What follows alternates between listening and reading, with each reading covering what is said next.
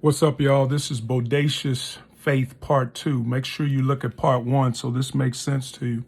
When I think about bodacious faith, it's going beyond just regular faith. Jesus tended to do extraordinary things when the people believed. I'm thinking about in my own course of life, and I'm thinking about when me and my wife got married in 1989. She had a son. My one and only son, she brought into the marriage, and she wanted to give me a child. So we were trying to have this child, and it was not happening. And it looked hopeless. Tried everything, in vitro fertilization, tried it all. And it just was not happening. This was her goal. She wanted to give me a child.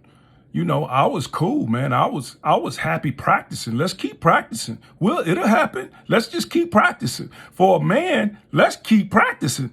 But she was distraught. She was upset, but at the same time, she was determined. She kept praying. She kept fasting. She wanted this thing to happen.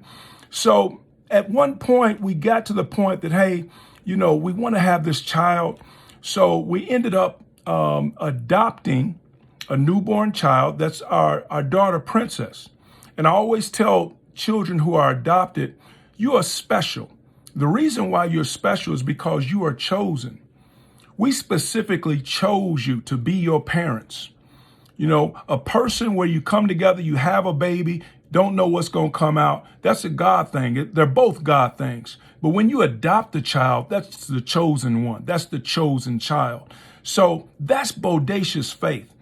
When throughout all odds, you don't see it happening, but yet you cling to the altar, you cling to your faith, you cling to God, and you just going to keep doing it. You will die doing it. That's what I mean by bodacious faith.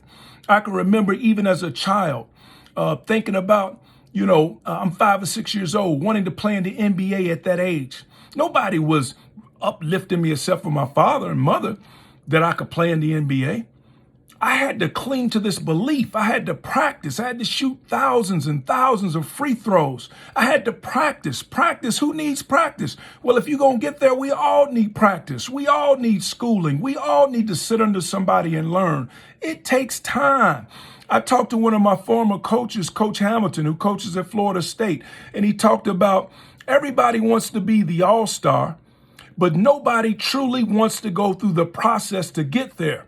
And he talked about how his father talked to him about the process, being willing to go through the process and having faith through the process, through the storm, through the rain, through the sickness and the pain, and still holding on to that dream. To me, that's faith. That's real faith.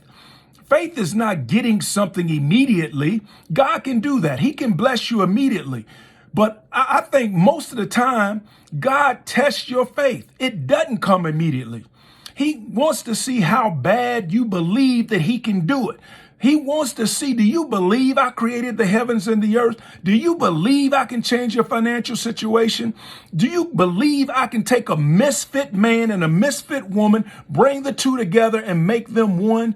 Do you believe I can take your wayward child who was on drugs and make him a pastor, a preacher, a president? Do you believe? That's what I call bodacious faith. You can't give up with bodacious faith. You got to hang in there and be bodacious. Peace.